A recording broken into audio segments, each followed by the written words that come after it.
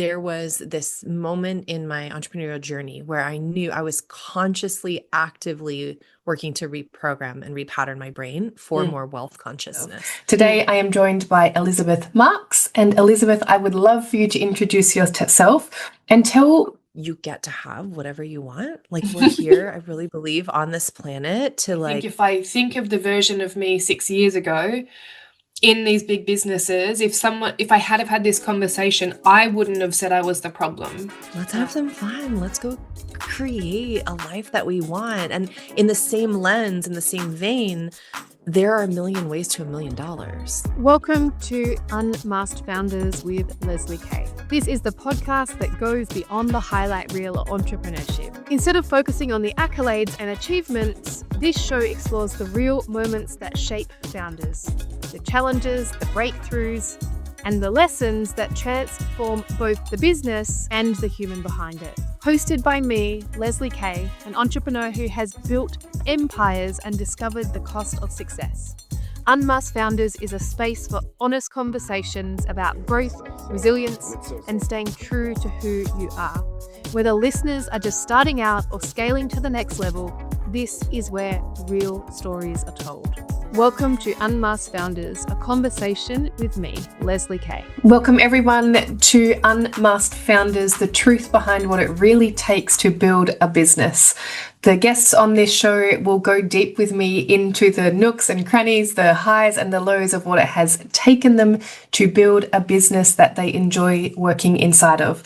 Today, I am joined by Elizabeth Marx. And Elizabeth, I would love for you to introduce yourself and tell my guests who you are, the woman behind the brand, and then a little bit about what you do. Beautiful. Well, thank you for having me. Yeah, it's super exciting. I've been on quite a wild journey. I've been an entrepreneur for about 20 years, but I was a wedding photographer for much of that, and then moved into like the coaching, education, online marketing space probably 10, 11 years ago. So I now have kind of like evolved like we do as entrepreneurs, and now work with coaches and healers all over the world who are here, who just have big, big, beautiful hearts that want to just heal and change the entire world through the work that they do. And they know that their zone of genius is really in the service that they provide and the work that they do with their clients, and they don't really want to do the tech. So I've found this really sweet spot where I do funnels and ads and automation, which is absolutely insane and wild to me as an art major in college and a creative that somehow I geek out on the data and the strategy and the funnels. But I do. I really, really love it. I love helping see their vision come to life. So I run two companies. I run the coaching business, and then we do still have the photography business as well. It's all my studios. Awesome. I love that. I love multi-passionate women. I'm the same. I have my coaching business and a virtual assistant business. And yeah, sometimes I think I'm mad. I'm like, why are you scaling two businesses at the same time? But my heart couldn't have it any other way. Yeah. I would love to know, before we get into some of the deeper questions, what's a brag? What's one brag that you have about potentially what you've traversed or the clients you've helped? Like, let me know a little bit about the success that you want to celebrate, and then we'll get into some of the questions around how we got there. Oh, I love this. And I love working with other people who think the way that I do. I actually ask my clients the same thing to help them like orient their brain towards like what is working really well before we move into like what's not working in our coaching sessions. So I literally ask the same question often. So thank you for asking that. It's really sweet to have that reflected back to me. The thought that at first came to mind, just like without overthinking it, is that what used to be my goal in my like financial reality is now my like bottom of the barrel. It's like the baseline. And I think there's something really sweet to be said about that. Like if I can really pause and just like sink that in and just allow it to like land in my body, it's like, wow, I did that. I really, really did. So even though I still have like high months and low months, but like my low used to be like the stretch goal at one point, and that feels really, really sweet. So that's something that I would brag about. I know you didn't ask for more than one, but I'm going to take it a second. We have been launching these funnels this last week or two with like some of my clients, and the results they're getting right now with like the ads and the funnels are just like, I could cry. I'm so happy for them that they get to just like bring it out into the world. And it feels like these moments I get to hold for them of just like all the things they have been working towards just coming true, like Mm, having the ability to just sit there with them and witness them in that moment and watch their body begin to alchemize and like the cells of their being begin to orient towards like, whoa, here it is. Like it's here, mm. it's arrived, it's landed. It's just one of the sweetest gifts in the whole world. So yeah, I could give you all kinds of specifics with what's actually happening with them, but it's just so sweet. It's been so fun.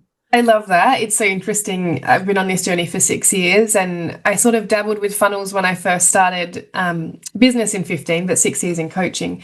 And when I first started, I was like, oh, yeah, funnels are okay. And sort of tried, but didn't really put much effort into it. And I feel like I'm full circle 6 years later. And my whole belief system around funnels has really shifted. And I would say that's something that has really shaped the way I show up more now, and more so passive income and also marketing, because online marketing, digital marketing, social media is changing so rapidly. And what I've noticed is those that are surviving, I guess, the pace of which marketing is evolving are those that have an offer suite that is evergreen, that has funnels attached to it, that has a constant ecosystem. And I call it an ecosystem of thriving.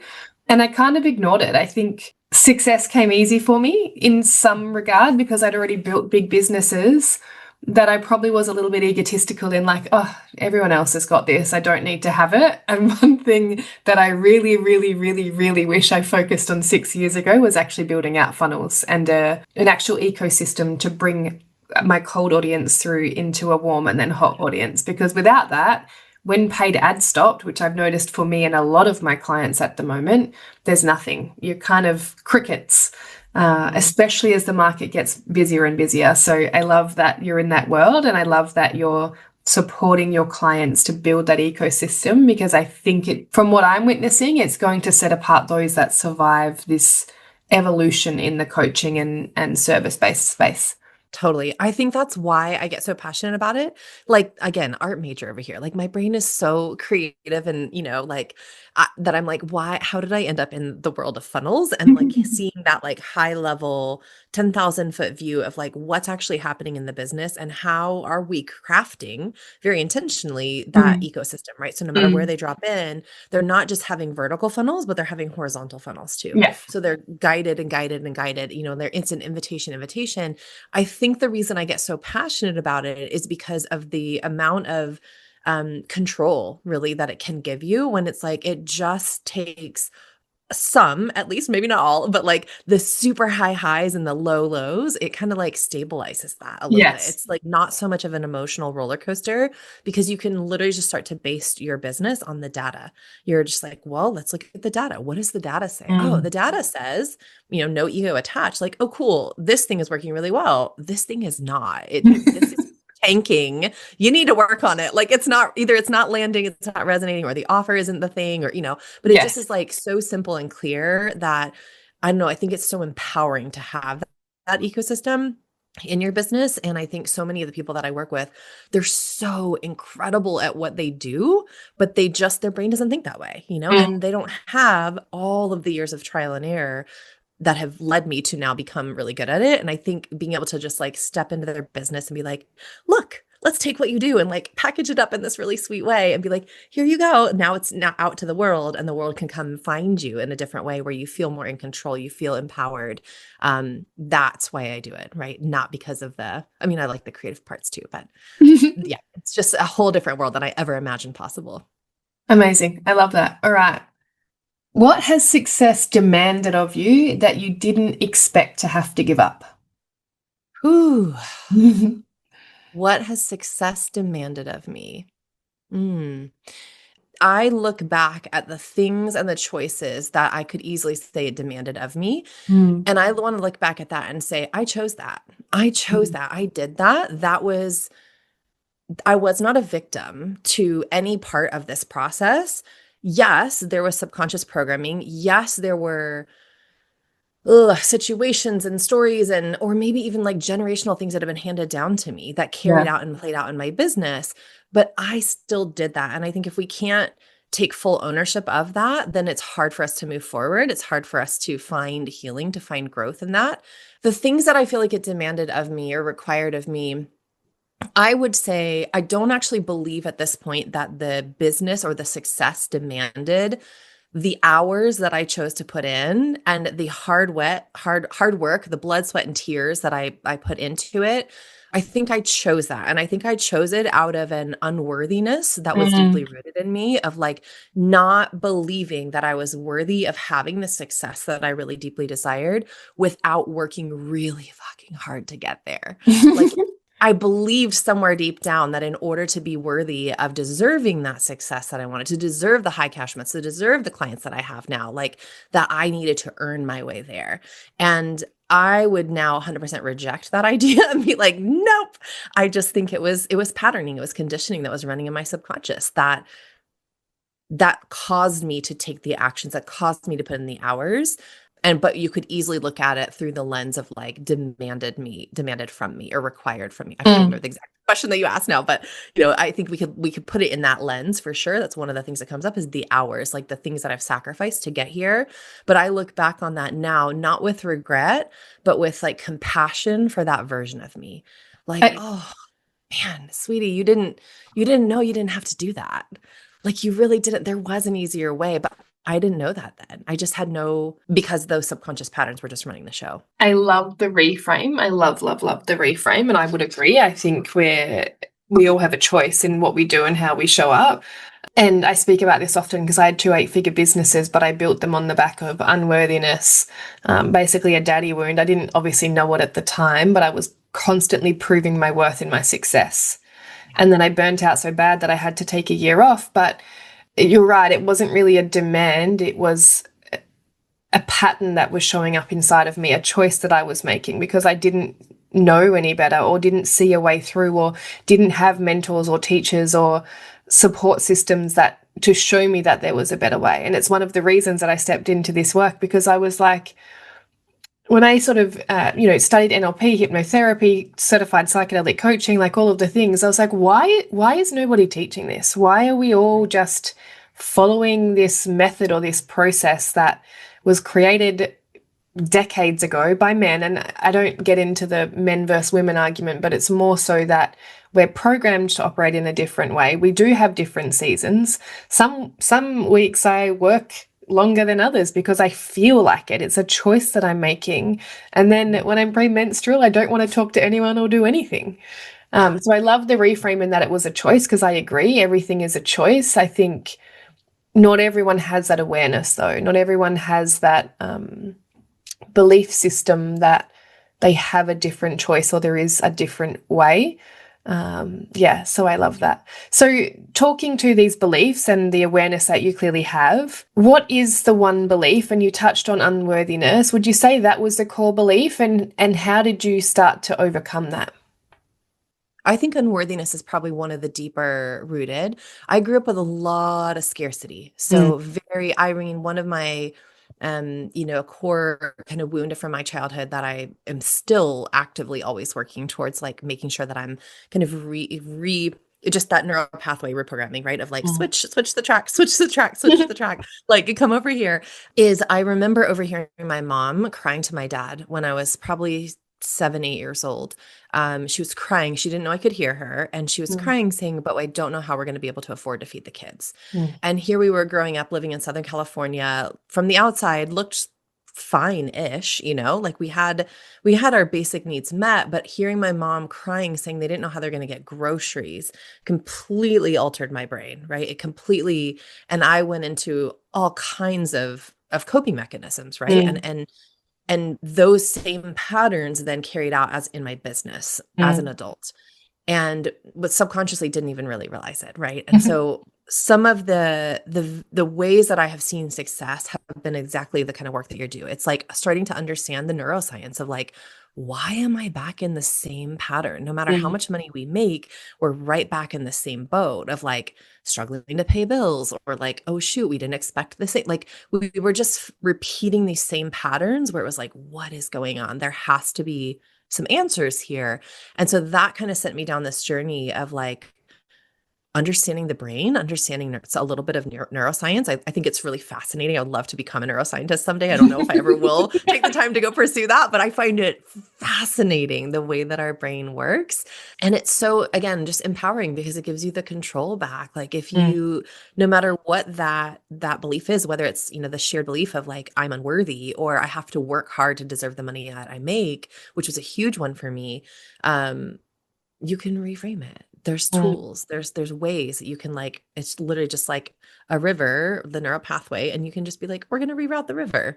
And yeah, it takes a little repetition, but like you can just create the new path for the river. It's actually quite simple. It's just that most of us don't want to take the time, even if it's 5 minutes a day, to like have the repetition to actually change the thoughts and change the beliefs, to change the stories underneath that.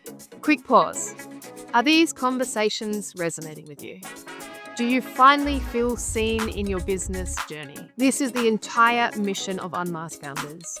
To strip back the highlight reel and tell the raw truth about multi, 6 and 7-figure success. We're here for the emotional costs, the days you want to quit, and the breakthroughs that follow. And we can bring you these essential conversations thanks to the support of our incredible partners, Cacao Collective and the OE Agency. These are the businesses who empower founders to keep going, providing the systems and the professional polish you need when you're busy navigating the emotional storm. If you love what you're hearing, don't miss an episode. Hit that subscribe button right now and check out Cacao Collective and the OE Agency in the show notes. Now, let's get back to it. I love that. What advice would you give to someone? And given you just said people don't want to take the time, I imagine that it's probably just take the time to do the work. But, part of what I want to leave people with in these episodes is a behind the scenes. So I love the positive. It's not even a spin, it's a mindset. It's a choice to show up in gratitude and positivity and to change those belief systems. So I can feel you're very much sitting in gratitude and in the essence of the woman that you are. But could you take us back to a time perhaps where it was a little more challenging to sit in this energy? And, for those that are listening that might be struggling in their business, that are looping on patterns that maybe they've only just started to bring awareness to, I'd love to like peel back the curtain a little and really speak to the tougher times and how you pulled yourself out of those and maybe some of the beliefs that were present. For me, I've had moments where, and I've sat on the floor crying, like, I'm not doing this anymore. I can't keep going. Take my business from me, God, I don't even care. And then wake up the next morning and be like, wow, okay, I really just needed to express that and have more resolve and have more courage, I guess, to keep going. And I have this belief that God puts a mission on our heart, and until we've fulfilled it, we kind of keep showing up to that mission. So I'd love to share, maybe a moment that was a little harder and that you really had to pull on some of these tools to pull yourself out of potentially a looping belief system or feeling like you were doing it all for nothing, perhaps. Oh my gosh. I mean, it's like, where do you begin? How long is this podcast? I feel you. I think that the preface that I would give is like, yes, I really am sitting in this season of just so much gratitude, like so much gratitude. And joy. But just as the highs are high, the lows are lows. Yes. And I really think often about, when you look at a mountain, we live in the mountains in Asheville, North Carolina. And when you look at a mountaintop, like the mountain is only so high as the valley is low. Yeah. Like you can't, they are not mutually exclusive. They go together, right? Like you cannot, it literally defines the height of it in some way. And I don't know, there's probably some better way to formulate that and say that, because I don't think that the valleys define us, but I do think, when you look at like the height to which I can experience joy in my life right now and gratitude in my life right now is because I have been equally as deep in the depths and crying on the floor is like barely scratches the surface, like there have been, oh, wild experiences that I never would have imagined coming. And I believe at this point that entrepreneurship is like a spiritual journey. It's like we're setting ourselves on this like trajectory of like, cool. You want that in your life? Great. Let's heal some stuff to get you Truly. there, right? Like we have to. And so life has this way of like whatever is in the path of the thing that you've set in motion, the desire that you've named, that it will come up and I believe that it comes up to go, right? Because again, I don't want to fall into that victim mentality. I don't want to feel like life has just handed me all of these hard things, but look how resilient I am. Like I believe that it's for me. It's not Mm, happening to me. It's happening for me mm, again and again and again. And so I've had these moments where we've had two times in my entrepreneurial career where I have sat there going, do I need to file bankruptcy on my mm, business? Like where maybe we made $500,000 or more in the year before. And then all of a sudden you're like, whoa, what just happened? And how mhm, did we get here? And like, why? And to the point where we've almost lost our house, to the point where we've mhm, almost lost our car, to the point where like my husband and I both are in this entrepreneurship game together full time. Like we don't mm, have a lot of backup plan. And so when you have these amazing high highs, you can also have equal low lows. And that doesn't mean that in order to have the level of financial success, you also have to experience that level of financial depth. mm, I do not mean that. But for me and my journey, some of those were that deep pattern conditioning, right? Of like, I'm not worthy to receive more. It's not safe for me to just keep receiving more. It's that like hitting that upper limit of the nervous system thermostat of like, whoa, we received more money financially than we ever have before. And my nervous system somehow, now retroactively, I can see this, like looking back, it's like, well, it wasn't safe. It didn't feel safe mm, in my body. It didn't feel safe mm, in my nervous system. My brain was not wired to hold that level of wealth and success. And so I sabotaged. I didn't know I was sabotaging, but I absolutely was. Again, full responsibility, right? I look back on it now and I'm like, oh, I see. And so I've had these two different moments in my entrepreneurial career with two different businesses where we've hit that moment and been like, whoa, how did we get here? And so much shame around that. So much truly. shame of like, how did we get to this moment? I know how to go have 50, 80K months easily. Like it's not that hard. It doesn't feel that big. And yet here I am going, how do I pay my bills? And how do I keep my home? Like Mm, there's so really extremes with the finances for me. But then also like the emotional state we had, this is not a story I've told before publicly at all, but I had, as my coaching business really started to take off, like mm, really just like it felt like a 0 to 100, like literally overnight. It just took off really fast and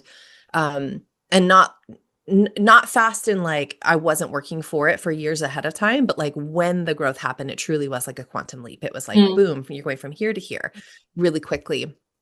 And then fast forward, I don't know, 6 months into it, I'm literally just coming in from coaching calls. Like, when my husband has put down the kids at night, I'm coming in to sit on the couch with a glass of wine and just like tears of gratitude. Like, I can't believe how good life is. Like, mm, truly sitting in this just like pure bubble of joy. And then all of a sudden it feels like the rug gets pulled out from under me. And I find out that one of the clients decided that I was a fraud and scam, didn't like the experience that she was having, and decided not just to come talk to me about it, but tried to convince everyone that she knew that was in my world to come. So we had this huge, like a bunch of clients all leaving. It wasn't that huge in the grand scheme of like how many clients I've had, It but felt a like handful. it. And It it felt like felt like it. it. It Yeah. felt like my whole world was crumbling. And they went on this nasty, like saying awful things about me online. There was videos being posted. They did everything they knew to do. And I was sitting over here, like just bawling my eyes Mm, out. Like, how could anyone not see my heart, not see my, like, I'm literally handing them the roadmap and they don't want to do the work. They don't mm, want to build the pieces of the bridge, but the bridge pieces are all right here. And I just showed them how to do it. And I'm even trying to show up and hold them accountable. It was just like the most heartbreaking experience, maybe of my life, to the point where it ended up it was in the hospital because I was crying so much. I got a bacterial infection in my eye, and it was like a whole big scary thing. I got admitted to the hospital for like 4 days throughout that experience because I was crying so much that I could not, it was one of the hardest seasons of my entire life. But when I look back on to flip that again to the positive, when I look back on that season now, which was not all that long ago, it was a couple of years ago now, but 2 years or so of healing from that, I now look back on that and now I might cry again. Mm. Um, I am so grateful for that experience because as hard as it was, it changed me. Mm. It changed me. It changed my business. It changed my clients. It changed my contracts. I mean, I up-leveled from that experience like nothing else. And there are still repercussions of that, ripple effects of that moment that have rippled out into my business that we are still recovering from in different Mm. ways.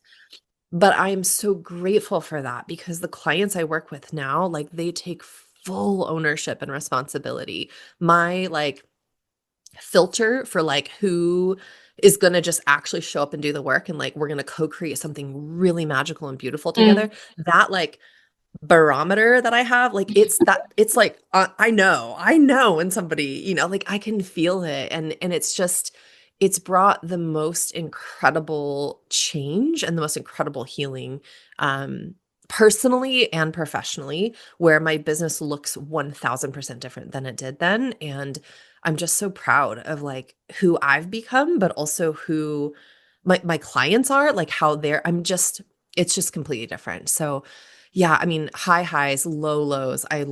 There's so much more that we could So say, so I'll many ask other some more experiences. questions and maybe we can get into some more, but I love this. My second eight-figure business, and I wasn't as conscious as I am. It was kind of the catalyst. I love what you said, that entrepreneurship is a spiritual journey. I say two things guarantee. You don't need to chase healing. Just start a business and getting a conscious relationship. The end. You will get served every lesson, Yeah. every reflection, every part of you that you've been ignoring will come up in these two things. If Yeah. you want it to, because I would say that my first two big businesses, not I would say, I can say for certain, is I was blind to who I was and I was blind to the patterns that were playing out.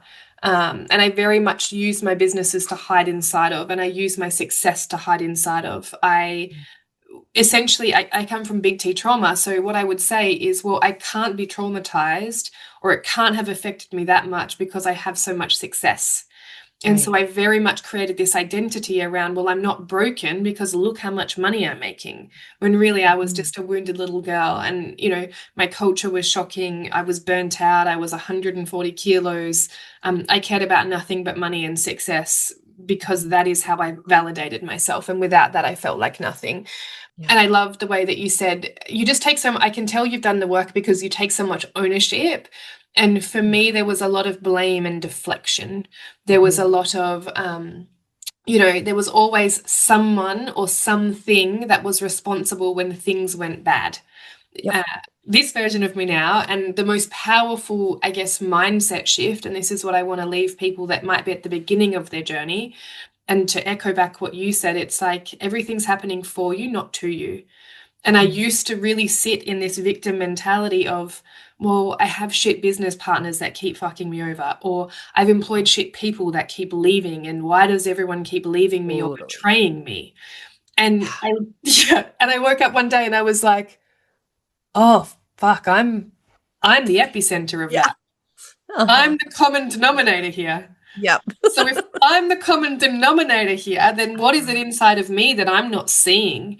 It was painful at the time. I love it now. I relish in it. I'm like, oh my God, someone reflect back to me, please. Yeah. But at the time, that shift was like, it was painful and jarring because I had to stop outsourcing my power. I had to stop outsourcing my pain. And for me, I actually had to start feeling. So again, this valleys and peaks that you talk about, I believe we can shorten the gap. I think for me, the work that I'm doing is how do I still feel everything and express everything, but not have to go, like you were saying, to the pits to then rise again? And similar, my story, I come from poverty, I come from drug and alcohol abuse, I come from big T trauma. So my nervous system was also wired for high highs and really low lows. I resonate with so much of what you were saying, and I think a lot of people don't realize it, especially if they're in the height of their success. And I think there's almost an illusion or a belief system or a protection mechanism that it doesn't impact me. They're not talking about me. I'm not going to be impacted by this, or I'm different in some way. So I would Cute, love. isn't it? It's what? So cute how our Yeah, brains I say that all the time too. Wow, cute. That's a cute it's belief. just so cute how we think that it's gonna skip over us somehow. And it's a protection mechanism. It is our little girl. It's cute because it's our little girl going, I'm just going to not see myself in this story, because then I'm going to have to do the work to undo this story. But yeah, I would say the biggest catalyst for my transformation, and, I've taken a bunch of plant medicine, and I say to people, you don't need ayahuasca, just let your business reflect back to you everywhere that you're not in alignment. I think what the point I want to make is a lot of people resist that. And I think if I think of the version of me 6 years ago in these big businesses, if I had have had this conversation, I wouldn't have said I was the problem. I think I just got sick of things going wrong, and I got sick of things feeling really hard. It's like everything just felt hard, and like I was fighting constantly to keep what I had built. And, the business was $20 million business, but I kept having team issues. I kept having client issues. It constantly felt like a prison that I had built, and that I was fighting to keep everything that I'd built. I didn't have awareness about my wounding or my patterning, that came from the business transformation. But yeah, I would say the mindset that I was in, or the belief system that I was running with, was, this feels really hard. I feel really exhausted. Why do I feel like I'm managing a team full of children? Well, because I was treating them like children. Yeah. So yeah, I would love to know, inside of this journey and the pain, and I fully celebrate you for the lessons, because, I look back on that version of me and I'm like, wow, fuck, the culture was a me problem. The culture, the company is rot from the head, basically. And we had such high turnover because I didn't care about people. If people took a lunch break, I would be mad at them, because I never took a lunch break. I expected people to sacrifice themselves in the same way I was sacrificing myself. Absolutely. I would love to know, in your interactions with these people and perhaps team members, what's the biggest thing you've learned about yourself and the way that you now lead your, I guess, community? I think anyone that coaches with us is a part of our community. They're in our ecosystem, and to some degree they're taking on our belief systems, forming their own inside of that. But it's kind of the energetic, if we're energizing love and truth and freedom, for example, which is my values, people sort of come into that ethos while they form their own belief systems. So what's one powerful thing you've realized in the responsibility of leading others? Where have you gotten it wrong, and how do you now ensure you get it right? Yeah, great question. I think that, well, there's two sides of the coin that came to mind. One of them is, I think I used to make myself wrong for that creative brain that I have. There are ways that I can be very organized, and I can be, very methodical, and kind of see the big picture and detail oriented, but I still am a creative at heart. And I think for a long time, I taught myself, and I held the belief that I wasn't going to have success until I changed who I was. And I think one thing that comes to mind immediately when you were asking the question is, like, I learned that I don't have to necessarily change who I am. I could work on that, but I just have to decide that I get to have it anyway, that I'm worthy of it. And then I can also go, okay, and is this a problem? If it is, what is the solution? Is the solution me changing? Maybe. Probably not, but maybe, like when it comes to like the organization, at least of it, is it hiring a team member that is their superpower, or is it setting some kind of systems and operations in place that will help facilitate that? Because I can sit down and organize my brain long enough to figure out what that system should be. So which one is it? Is it all three? Is it one of them? Like, what are the things that need to actually shift and recognize? And I think a lot of times my clients too, those are the kind of like underlying beliefs that come up sometimes. So it's like, well, I can't do that yet because first I need to this and this, and they have some sort of story or reason of like why not. And oftentimes we'll look at it and we'll go, okay, well, let's play that out. Like, how could you actually solve that? And so I think there's somewhere in there this belief of you get to have whatever you want. Like, we're here, I really believe, on this planet to like, let's have some fun. Let's go create a life that we want. And in the same lens, in the same vein, there are a million ways to $1 million. If a system, a process, a funnel, a strategy is not working for you and your nervous system, Mhm. you can change it. Mhm. You can find one that does. You can figure out what is the team structure? What is the system? What is the funnel? What is the strategy? Like, what works for you? And I really believe that we all have a unique soul blueprint. And so what I could say, oh, well, if you come into my world, you have to follow X, Y, Z. You have to copy, mimic exactly what I did to see the same success. Do I think that could work? Sure. I mean, yeah, it's worked for me. It's worked for lots of other people. Mm. But I also know that sometimes that's not the solution, right? Sometimes the solution is going, okay, this way will work, but this way will work too. And this way will work. What lights your soul up the most? Like, what are you most excited to go put out into the world? And like, how do we create this? Like, what's the unique flavor and version and style that you want to bring out into the world? And can we chase after that? Can we figure out what supports your nervous system and the lifestyle that you really want? Because I really believe that if you've had the desire, if you've had the dream, if you've seen the vision of like what you Mm. want, then it's already meant for you. It's already on its way to you. We just have to figure out almost like removing the fluff, right? Yes. Removing the ego, healing the inner child, all in the process of allowing that. It's not even us chasing it or like creating it. Yes, we do create it, and we have a lot to be grateful for and proud of too, but a lot of it really is almost like just like cutting the fluff to like allow the path to be open for those things to come to us. Yes, I love that. I love that. What came through for me, and you speak my language, if you don't love it, get someone else to do it. Yeah, It's why I started exactly. my agency because, if you're doing a $25 task that you hate as an entrepreneur, you're doing it wrong. Right. Um, Also, this non-prescriptive way of doing things. So I say I sit in the intersection of psychology and strategy because Mm, honestly, every strategy that I teach, you could go on YouTube and sure. find a video and Yep. figure it out on your own. Hmm. But it's not up to me or anyone on YouTube to prescribe what's going to work for you.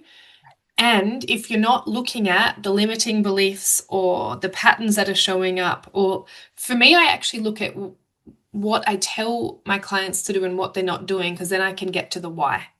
Mm, So if I can see a clear blueprint or a clear growth plan, and this is the way my brain works, it's like I see the fiber almost, or the ecosystem of someone's business, and I can tell you how to scale it, just to mhm, see the opportunities and the gaps.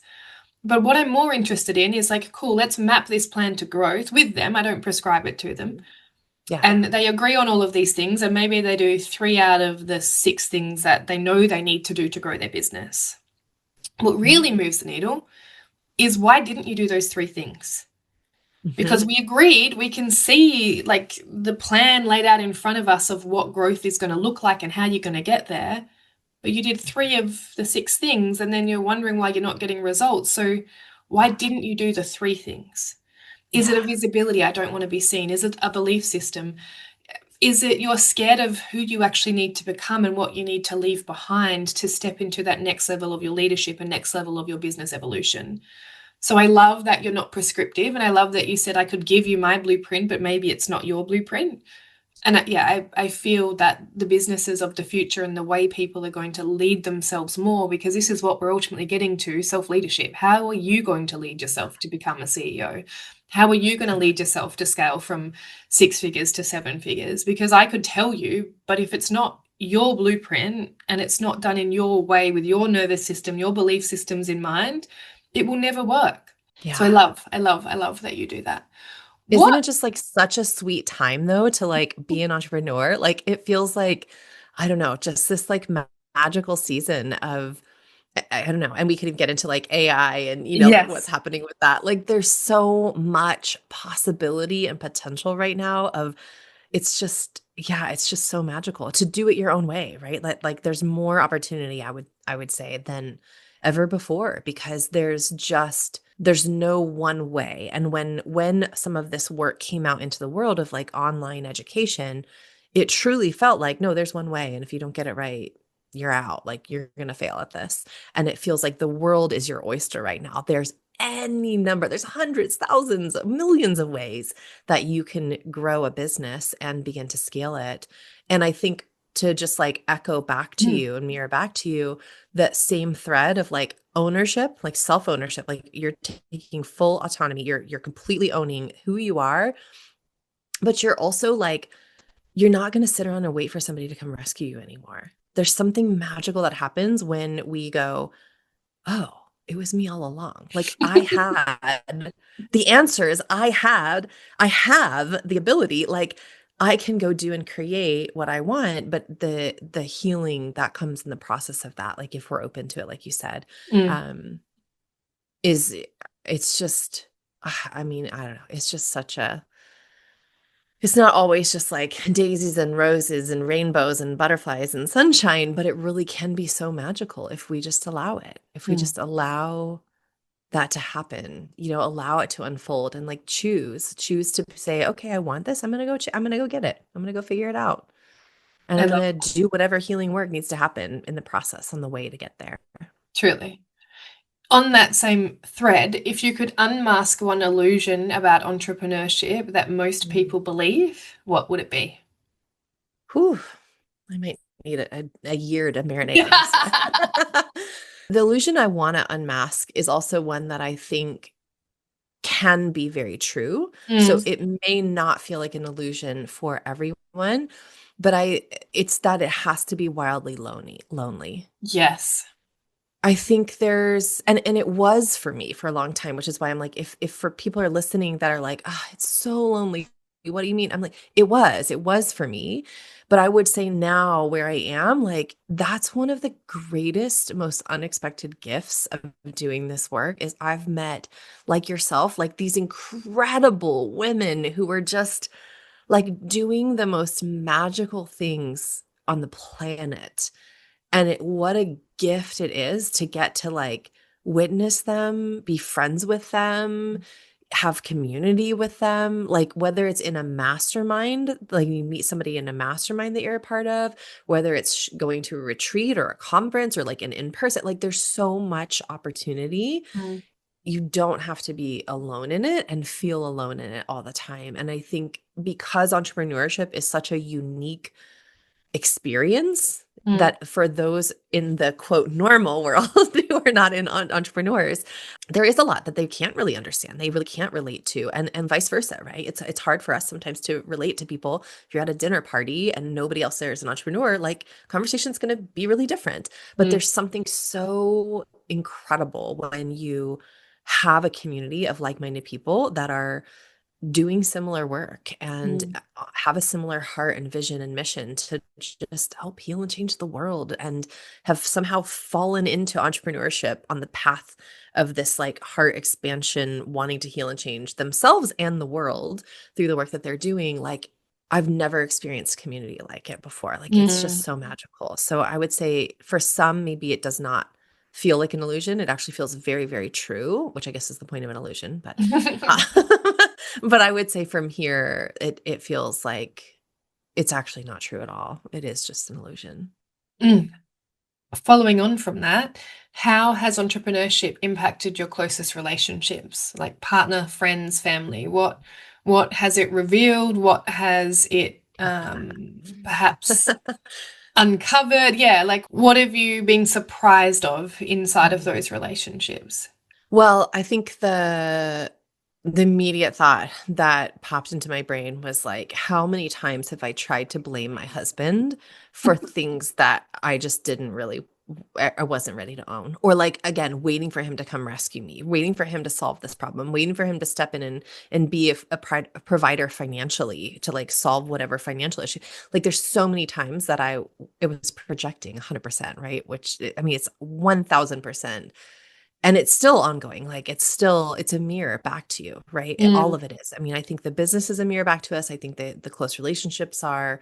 It's almost hard to answer it beyond that because I just don't know if I've known another way. Like, it's mm, just that lived experience, and I think with anything in life, whether you find yourself living on a street, no home, no family, no resources to your name, like that's really hard. But also, so is somebody that lives in $1 million mansion that's in an unhappy marriage. That's really hard too. Like you can't compare hard. mm, You're just in the experience that you're having. And if we look through the lens of like the lived experience we're having when things don't feel just like feel good, touchy feely, yes, this is like the sweet spot, there's always a lesson there for us if we're willing to look. mm, And so those close dynamics, close relationships, like the healing that has come through them, but also the like moments where I've wanted to just blame and project and, like, why can't you do this more for me? Or you're not doing this well enough. Or, like, of course I have. I mean, I'm human and we all are. And that's a part of it too, right? That's a part of that healing. But I've also had these like beautiful, sweet moments of being wildly vulnerable about what's happening in the business, mm, whether it's with my partner or with my friends. Um, and having them just like reflect back to me the good that they see in me. mm, It's the mirror thing can go both ways, right? We can have it mirrored back to us and like see that the shadow sides that we maybe aren't seeing if we're willing to look. But it also, I think sometimes we look through this like distorted lens. I'm reading a book right now and it's all about how like the lens that you see yourself in the mirror, it's like your whole life are so aware of your own negative parts that it's almost like going to like a circus or something where the mirror is like bent and distorted mm, and the reflection is it's not that beautiful, but that's all you know because that's the way you see it, your lens. And so when somebody looks at you and goes, that's not what you look like, let me hand you a pocket mirror, and you hold it up and you look at it through that lens. When a friend that truly deeply loves you, or a partner that truly, again, this is where community is such an important role, like when they can hold up a mirror and like let you see it through the way that they see you, like whoa, the healing that can come through that when they know your stuff, like mm. they know the hard parts too, like, but they also can see and remind you of just how incredible and amazing you really are and how much your heart is in what you're doing, even when it feels like the bottom drops out and you're like, Mm. Where do I go from here? And how do I find my way out of this?" That there's such a gift in those moments, in those relationships too. But it requires a vulnerability, right? You have to be open and honest to be able to like experience again depths and heights, right? Like you have to be able to like show the depths of what your heart and your soul are feeling and experiencing in order to receive that level of like the love reflected back in from their lens.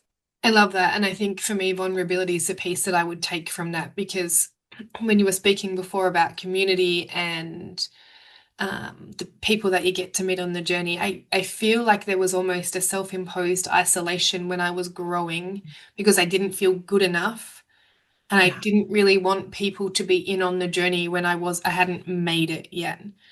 And so there totally. was this such like I'll find the community once I get there type thing rather than finding the community and building with them. And again, it's why I love masterminds. So you're connecting with like-minded individuals rather than, you know, potentially losing family members, losing friend circles. I think the biggest feedback I hear is like nobody gets it, especially Mhm. when if you're in conversation with people that have jobs versus those that are entrepreneurs.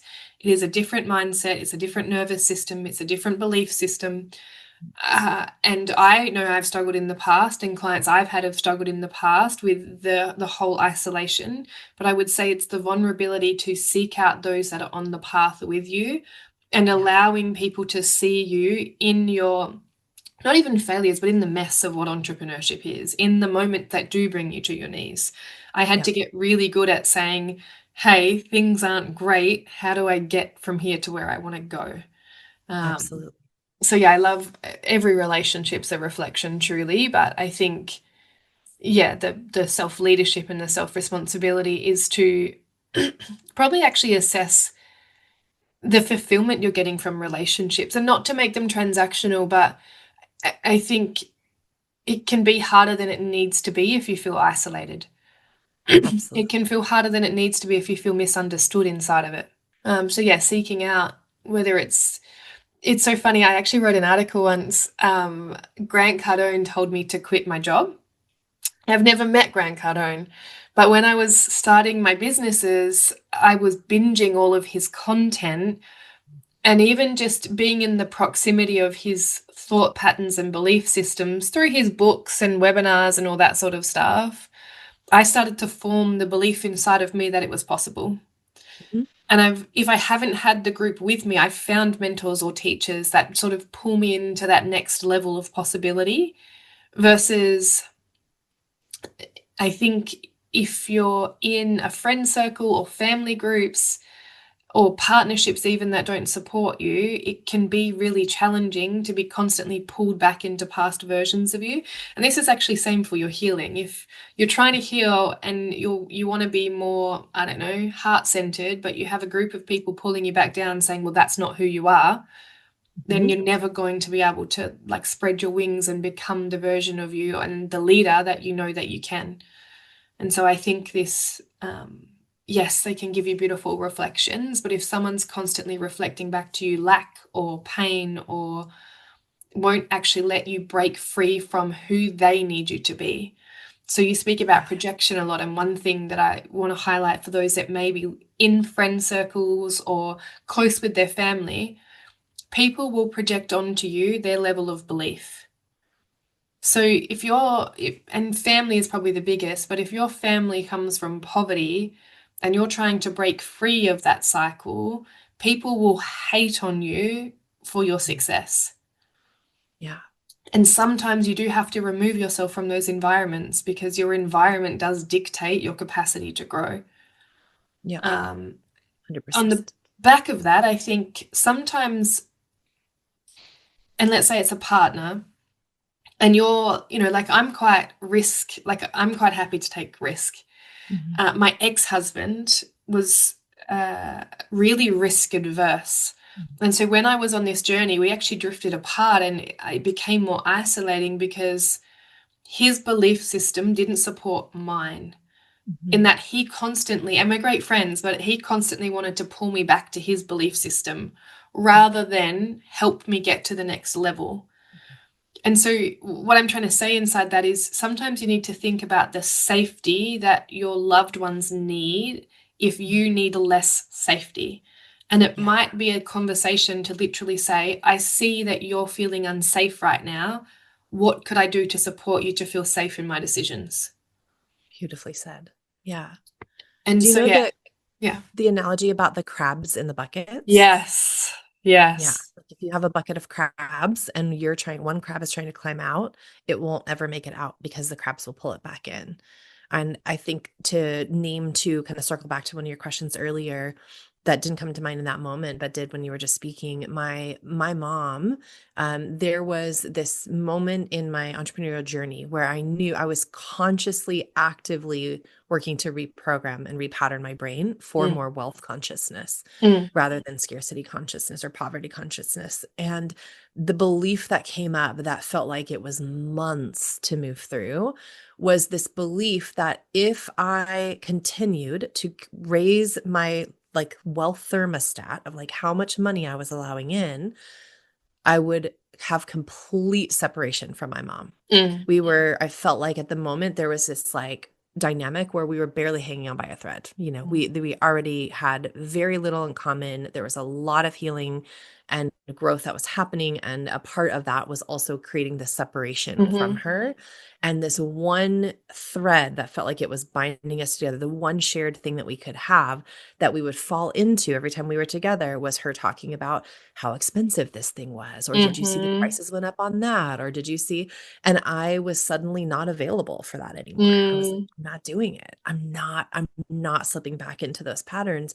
But there was so much fear that came up in my body around that, because I was so scared, like, will I ever have anything to talk about with my mom again? Like, will I even have relationship with her ever again? Happy to say that we do, but now years later, but in that moment, it literally, I mean, it felt like that again, that inner child work, like that inner child within me, she was terrified, and to disown, it felt like, the one that provided for you, the one that cared for you, even if the memories were lots of hard ones too, Mhm. about like not actually having a lot provided for me, in ways that I would wish that they had, and having regret and remorse around that, and disappointment with it. Mm. There's still this like those dynamics really come up, and they come into play when you're actively working to create something, whether it's in a parent dynamic, whether it's in a partner dynamic, whether it's in a friend dynamic, whether yeah, it's a really big part of it in ways that I think is underrated. We don't talk about it enough. I agree. I agree. One of the biggest things I see, and I've got a workshop actually coming up, the psychology of millions. Mm, One of the things I see over and over again is the subconscious loyalty to family systems or partners or friends. And we often, under the surface, thinking, like, especially if we've already lost friendships or connections at six figures, for example, that going to that next level, there's a fear response of what is it going to cost me? Who am I going to lose? The biggest one is intimate relationships. Is if my personal relationship's already strained at six figures, why would I want more growth and more success? Because it's a risk. It's a risk to what we want, and we think we might want money, but really we want belonging and love and acceptance. mm, And yeah. then the second to that is generally the family system. Like, well, I Mhm, can't make money because I'm loyal mhm, subconsciously to my mum or my dad and their level of success and their level of belief. And my mum's a drug addict, and I still want my mum's love and approval. Like, we don't even have a relationship, but there's a little girl inside of me that constantly wants my mum to love her. of course. So, and I think especially if people are like, well, I don't want a life like my mum, or I don't want to live in poverty, or that's not true. We operate 90% in our subconscious mind. You're not I'm not a 38-year-old woman. Most of the time, I'm a 7-year-old girl that Mhm, is operating my life. mhm, So yeah, I think just to highlight that inside of what you just said, you have identified the belief systems that you're trying to let go of, and sometimes that is boundaries and tough conversations. And it's awareness that, wow, maybe I'm stuck where I'm at because I'm afraid of what it's going to cost me. And this is the biggest thing. It's the subconscious. What does success cost me? Love or freedom? Yeah, maybe I feel like I'm going to work more and I don't want to. Yeah, so I love that you brought awareness to that, because so many people are out here with a subconscious loyalty to their family system. And it's why everything feels hard and they can't break through to the next level. yeah. It's so real too, right? In our bodies in those moments.